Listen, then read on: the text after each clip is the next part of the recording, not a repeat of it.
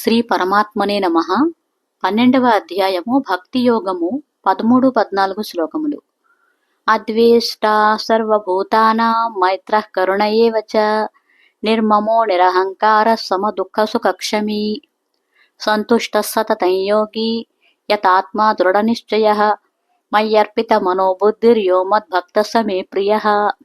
ఈ 2 శ్లోకముల తాలూకు భావము: ఎవరు సర్వ ప్రాణులయందు ద్వేషము లేకుండా స్వార్థము లేని ప్రేమను కలిగి ఉంటారో, అపరిమితమైన దయతో మమత అహంకారాలు లేకుండా అపరాధము చేసిన వారిని కూడా క్షమిస్తూ ఉంటారో, అలాగే ఏ యోగి నిరంతరము సంతోషంగా ఉంటూ ఇంద్రియ నిగ్రహాన్ని కలిగి ఉండి ఆ భగవంతునిపై దృఢమైన నమ్మకమైన భక్తిని కలిగి ఉంటారో, అటువంటి వారే భగవంతుని నిజభక్తులు.